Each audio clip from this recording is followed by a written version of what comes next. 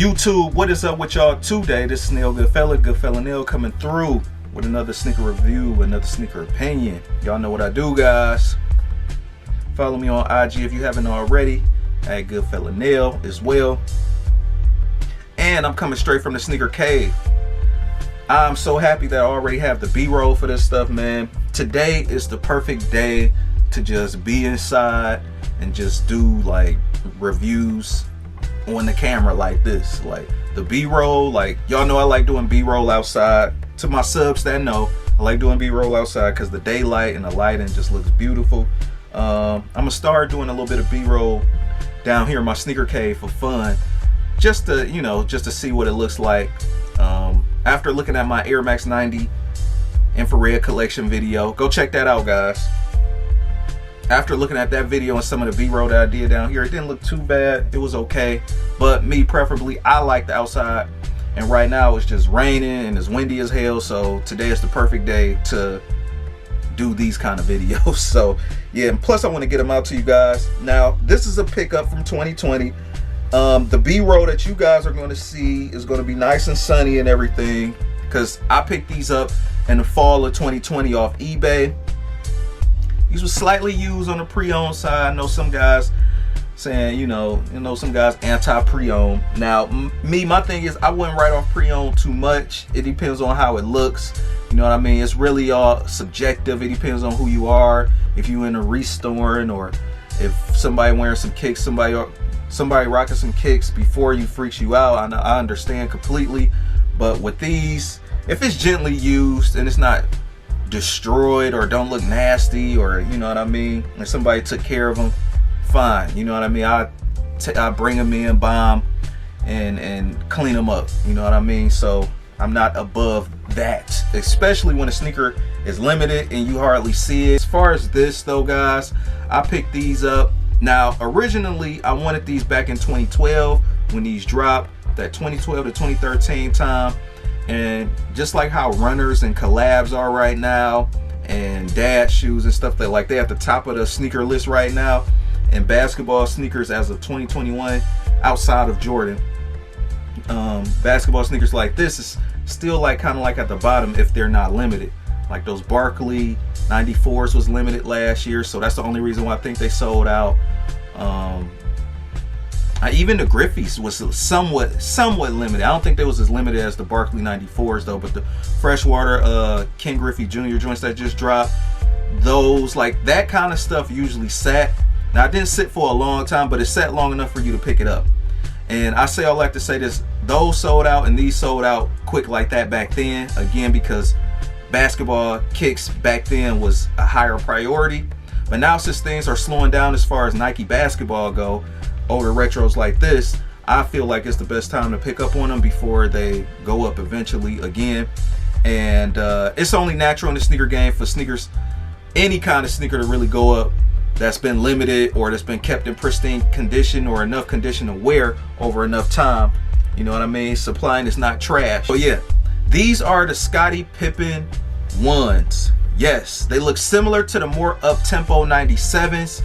And this theme right here is the Seattle theme. I call it the Seattle draft theme, but this is just called the lottery draft theme. And I think this release was by House of Hoops, if I'm not mistaken, back then. And this sneaker right here was so fire to me when they dropped these back then. And the production dates is January 11th, 2012 to April 2012. So yeah, definitely a 2012 release. I like the green on these joints. You could damn near wear them year round. You don't see this kind of sneaker often, and you know, you don't really too much see people wear Pippens that often either. Again, unless it's like the more up-tempo Olympic 96 joints, the black and white more up-tempo 96 joints. You know, definitely iconic and classic, but you know me personally, man, I'm a sneaker guy. I like to go into the archives and dig out something a little bit more rare, something a little bit more treasure-like. Not hype beast meaning rare, you know what I mean? Not everything gotta be hype beast, but some kicks that people just forgot about, you know what I mean? You got new people entering the sneaker game every day. First thing first, you do got an all white leather upper, and that all white leather upper has a little bit of tumble on it as well. and it's a little bit more flex in it, more flexibility. It's not like super stiff or anything, and that's probably just because of years of wear. The person that wore them casually. You can tell he didn't totally just like trash them. I definitely hate heel drag, so I made sure the heel drag wasn't on there, guys. Also too, going to the bottom, you do have that more up-tempo 97 midsole. These dropped in 97 as well, which probably explains why they have that. I'm gonna do a comparison at the later part of the video, show you guys the comparison, just like I did on my first Nike Pippen video as well. Go find that in the archives. Also too, you got that EVA midsole as well. This is one of them things that's gonna age and discolor through time. If you want to refresh the white, you're definitely gonna have to paint this over. Now what's gonna happen to this is that this is actually gonna yellow up some. Going to the tongue, this is gonna yellow up as well. You got the mesh. Going to the top, you do have the Pippen logo on the tongue as well. Going to the back of the sneaker, you have the Pip logo embroidered in the back. I definitely like the green on the sneaker. It's more so along the lines of that Kelly green, borderline, about to almost get into a forest green, but it's more so of that real green. It's not too much like a lime green. Going to the side panels, you have the 33 on the side. Scottie Pippen actually mentioned this when he was going over his sneakers on ESPN. It's a sneaker clip on YouTube, probably about less than 3 minutes, and he goes over his sneakers throughout his NBA career. And he said most people don't know that this is 33, and you can actually see the 33 squigglies right here. Going to the top of the toe, you do have an embroidered swoosh. Got like that lemon lime vibe. And that's what I get throughout this whole sneaker. I know it's Supersonics and that's their color right here, but that's what I get from this. Also going to the back of the tongue, you got more like that mesh for breathability.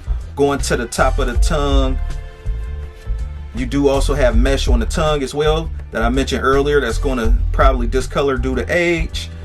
Going to the insole, you do have the lottery picks. Going to the sock liner, obviously that's green. The air unit is yellow. Now this looks like a full length air, but with this peak in the middle, I don't know if that stopped the air and then it just continued a little bit of the air bubble right here. So it's kind of hard to tell right now. I'm not gonna slice the sneaker open to try to figure out. But you also got like a jewel swoosh on the side of the midsole right here. That yellow golden, you know, lemon-like swoosh as well. Now that's it, just as far as like reviewing the sneaker, just as far as like brief materials and everything. You know, going to the bottom, same kind of traction as the up-tempo 97. Got air going on the back as well, engraved on the back. As far as the theme go, Pippen actually was drafted to the Seattle Supersonics in 1987. He was part of the NBA draft in 1987. So that's all they're just basically just saying with this sneaker. And a lot of people didn't know that. I didn't even know that until they dropped this sneaker. But the reason being is because he never made it to the court as a Seattle Sonic, because the Bulls came in and picked him up so quick around this time. So this was just more so of a what if kind of thing, or how cool would that be? And that definitely alters things. That definitely alters things when you think about it, because without Pippen, Jordan would definitely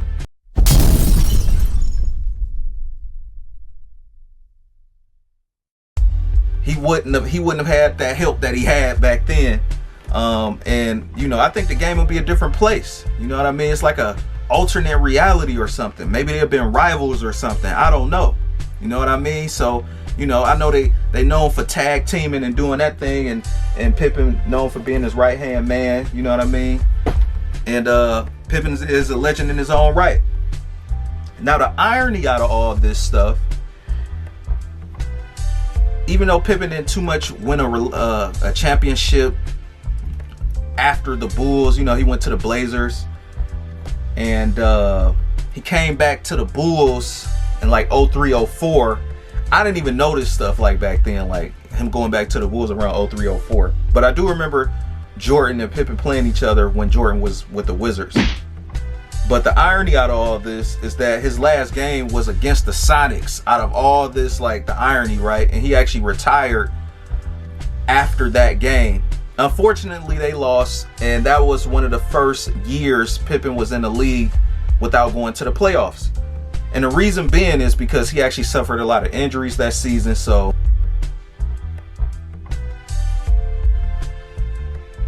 going to the soles are definitely the same kind of traction. Going to the mid soles, got the same thing as well. Same kind of air unit, full length air. You got the same kind of air unit. You guys can see that, the similarities with that. As far as my rating, as far as like comfort straight out the box, I would give these a 7 out of 10 as far as comfort. One of the most things people complain about with this sneaker is how big and chunky the air unit is at the bottom and how bulky the sneaker feels on foot. This would definitely kill the ankles. It's not nothing I would actually go and hoop in today. It's just a casual walking sneaker. I barely would even do a light jog in this sneaker. Out of 10, I would give these a 8 out of 10, a solid 8 out of 10. Definitely a fly sneaker you can wear most of the year. This is something you're not going to too much recognize or see on anybody's feet. You'd be lucky if you even see the original Chicago colorways. Rate, comment, and subscribe. And also too, thanks for watching my other videos, guys. My Air Max 90 infrared color blocking collection video, and also my Reebok mid question red toe suede video. Go check those out if you haven't yet. And I got more kicks on the way.